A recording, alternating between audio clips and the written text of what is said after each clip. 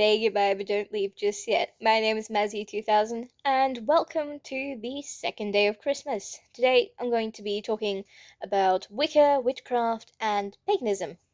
Before you leave a nasty comment to tell me I'm evil, just let me explain what those three faiths are and why they are not evil. You don't call me nasty names, I won't call you nasty names. Before I go any further in the video, I would just like to ask you guys to listen the whole way through before you make your opinions on me, on Wicca, paganism, and witchcraft, because my opinion is, I think, mainly my opinion. I really hold to the Wiccan read, which is further along in the video, so please just hold your opinions, hold your dislikes, hold your comments until the end, till you've watched the entire video, just so that you can see the kind of person that I am, the kind of person that I want to be as a witch, Wiccan, pagan. By the end of the video, I will know which of those three I choose to be. Hopefully you guys can understand where I'm coming from as very much a new age witch. So first and foremost, we have paganism, or people who are pagan, and basically that means that they follow religions that are outside of Abrahamic traditions. So Judaism, being Jewish, Christianity, Catholicism, any branch of Christianity. Everything outside that is paganism. That could be people who follow the Norse gods like Odin and Frigga. In my case, I follow Hades and Persephone, because I am an offshoot from the the Greco-Roman gods, because they borrow from each other a lot.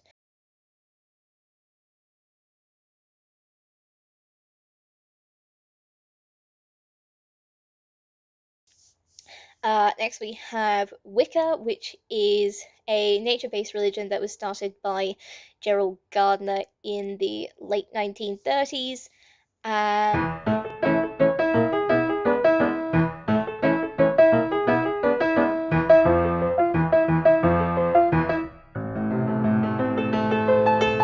Witchcraft was illegal, and the United States removed that, and suddenly witches were coming out of the woodwork. And in case you don't know what witchcraft is basically exercising your faith through magic, which is used as a transformative and manifesting tool within both Wicca and paganism. Now, notice nowhere in there did I say you have to sacrifice people, you need to slaughter animals, you need to hurt people, you worship Satan. That's not how that works. Some witches do practice black magic, but even within that, we also have something called the Wiccan Read, which was created by Doreen Valiente in 1965. The direct quote is, "And it harm none, do as ye will." Now, if you're like me and you actually understand how archaic English works, basically what that means is, and if it doesn't hurt somebody, do as you will, do as you want. So it is essentially the Christian phrase, do unto others. And if you would like to learn about how I practice witchcraft, which is through sigil making and spellcraft, of course, I've even got my Book of Shadows to be made beside me. I forgot to go back on these. So pagans can be witches, not necessarily, they might just choose to pray.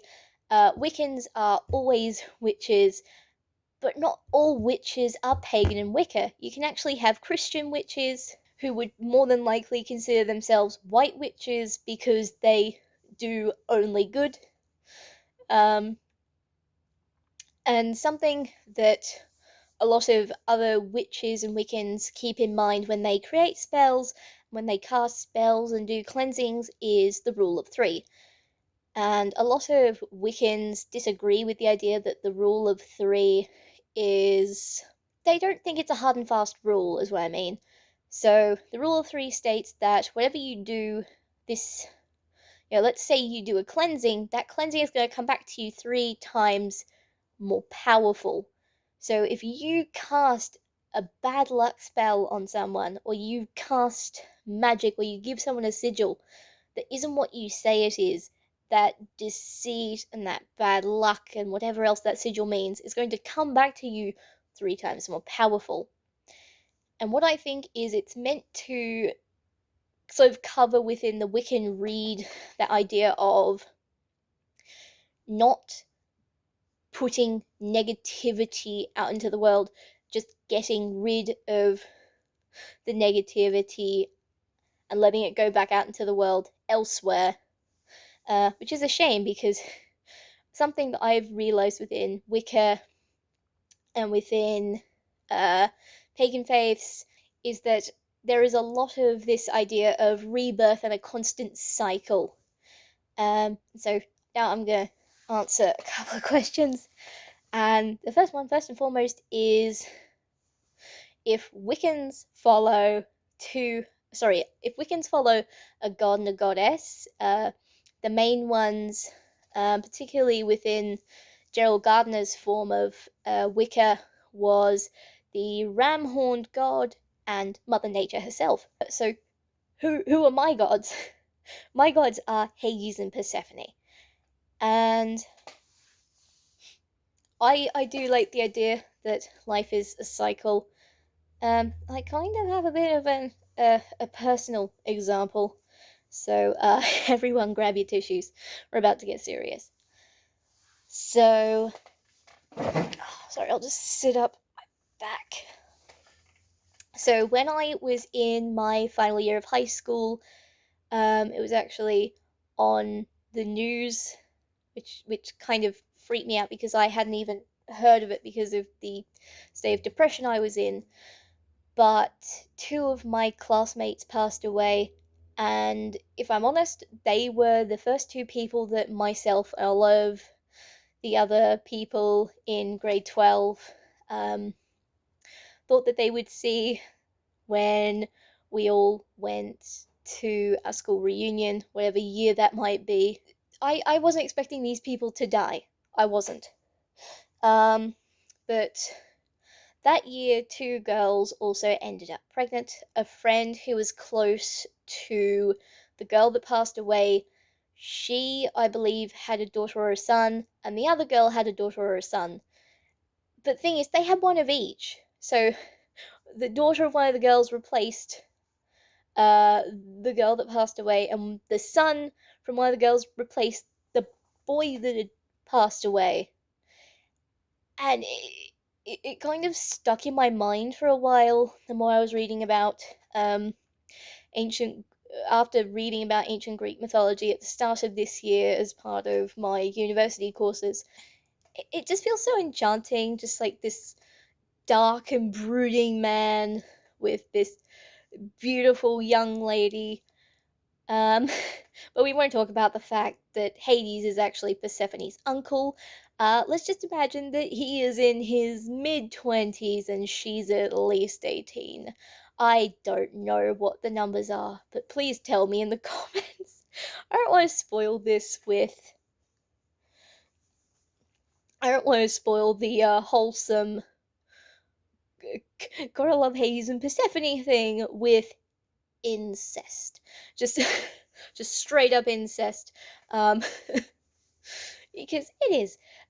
All the Greek gods and goddesses are related, so I don't know why it grosses me out a bit. But I feel like the other thing that people don't mention is the older myths where it was actually Persephone who went there herself and made herself queen of the underworld. I think my favorite one was because she wanted to comfort the dead, and I was just like, oh, don't do that to my heart. And there's also a lot of men and women in my life who've had 2 sons and 2 daughters, like Hades and Persephone. Persephone had 2 sons, 2 daughters with Hades, all of them with Hades. And so my grandmother, Jane, she had my mum's sister, and then the 2 younger brothers. So 2 sons, 2 daughters on mum's side. My dad is the oldest brother of two brothers, two sisters on dad's side. Pastel's family, even though her sister um, is a trans woman, technically two sons, two daughters. So that's three. The lady that lived next door to mum and I and dad when we were all still. Wait, when my parents were still together, the lady next door had two sons, two daughters. So that's four sets of two sons, two daughters. Oh, there you go, two sons, two daughters. Live long and prosper. See, I don't mean to be this all over the place. Definitely off target. I also think that a lot of people are very concerned about the pentagram. So I did not write all the information down that I had, so it's not here on my paper in front of me, which is a shame. But essentially,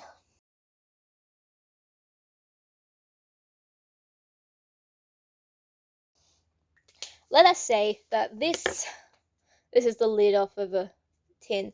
So that, oops, so that there is a star as you see it in a pentagram. Hang on. There you go. So that's a pentagram. This way up, it is meant to be an, sorry. This way up makes it an invoking mark or an invoking sigil. So essentially, invocations are almost like a prayer to your chosen gods or goddesses. So this way up, I would probably place this on an altar, which is where a lot of witches will put items that they use in their craft or that they use to create spells. So mine would have lots of, writing implements and probably a few small notebooks. But when you turn it around like this is not satanic. This is the weirdest way I've demonstrated something. This is now a summoning pentagram or a summoning pentacle. So this way up, I would use for summoning rituals. In the case of Hades and Persephone, for summoning, if I need to commune with a spirit that I suspect is, let's say it's malevolent, I would probably use the righted, oh, sorry, I'll probably use the righted pentacle or pentagram to make an invocation before I begin anything and, say, Hades, I am dealing with something that is dead. I would like you to bless whatever ritual I'm doing.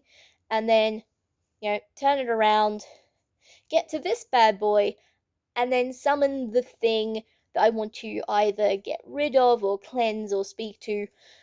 I have not had any serious run ins with anything, but within the first couple of weeks, or maybe the first couple of days, I was planning, before I planned to move in with Pastel and the rest of her family, we heard knocking on the walls, and I was very concerned about that because I had never experienced this before.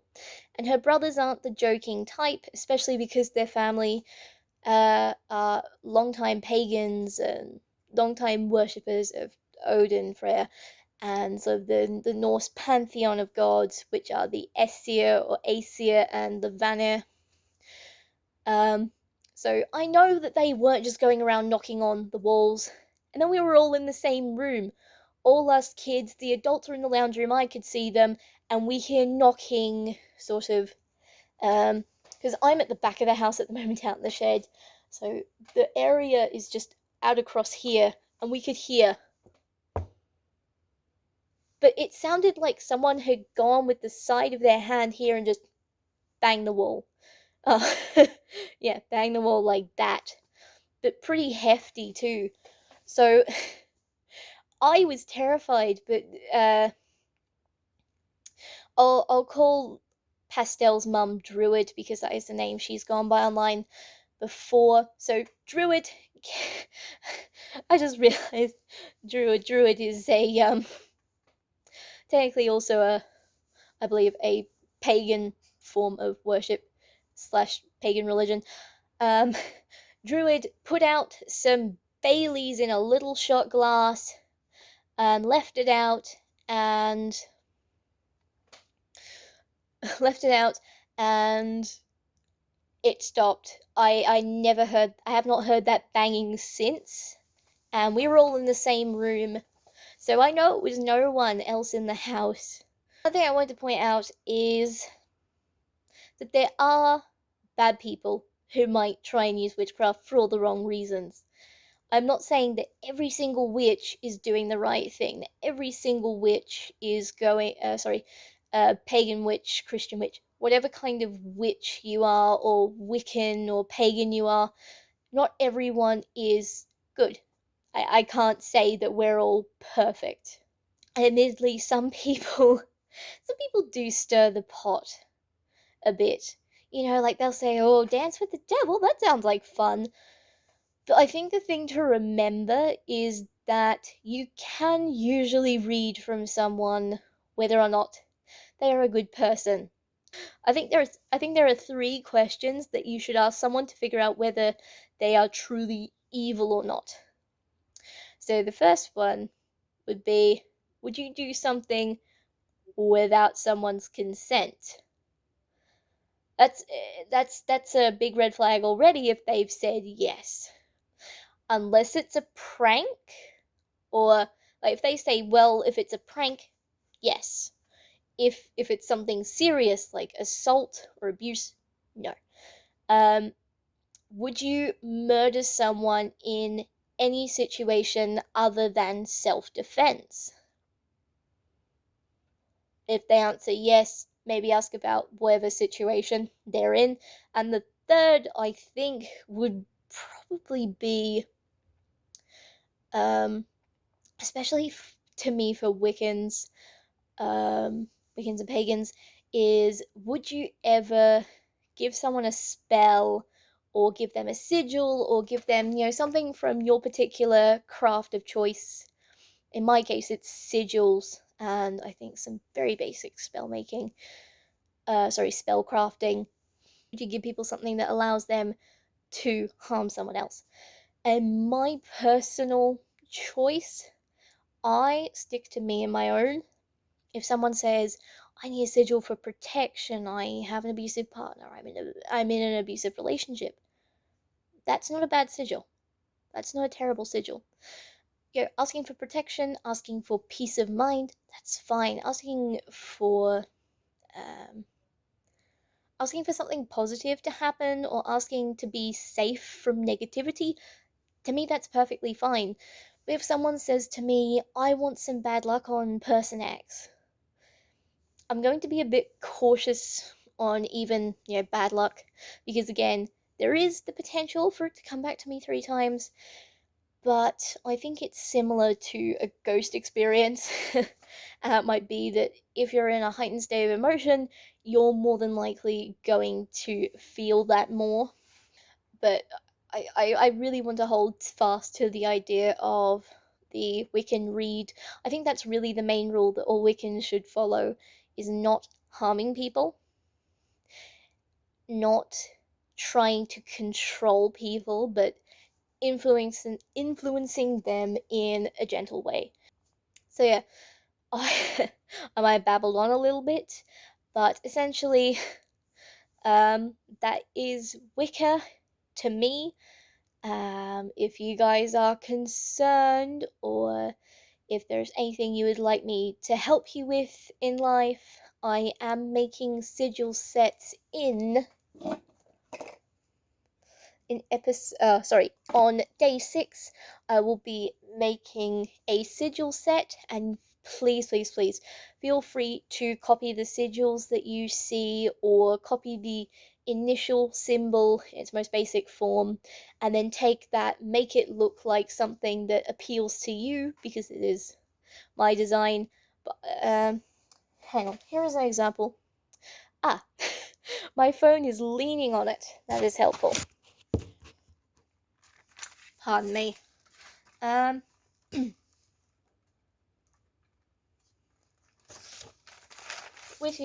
is the one that I drew on my own hand?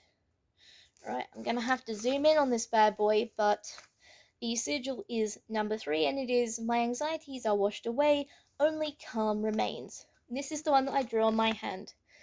So this is, pardon me, this is the original shape. So draw this shape and then change it however you like. This is the way I chose to draw it. If you'd like to take that one, please do. But that is my personal design for it. This is just the basic raw designs here. So anxiety one, just here for you. I take that one, go ahead. I had these sitting next to me, and they're all to do with like cleansing and getting rid of negativity. And honestly, I've been feeling really uppity for the last half hour, and I've had less than 200 grams of caffeine. So I know it's not the energy drinks. I have actually just overpowered myself with positivity. So I might have to warn everyone about that when I get to the sigil sets later on. But thank you guys for watching and for listening to me. If you'd like to show this to younger people, I don't say any bad words. I don't think I've said any bad words yet. So I'm just discussing this with you. If you guys would like to have a discourse with me down below, please do. Just keep it polite. Come on. We're all, well, most of us are adults. No drama, please. If you're a Wiccan and you don't like something I do or say, I'm sorry. I am basing this on other Wiccans' experiences, on other pagans' experiences, and on a book that was written by someone who follows Wicca a little more strictly than I do. And I consider myself a Pagan Solitary Sigil Witch.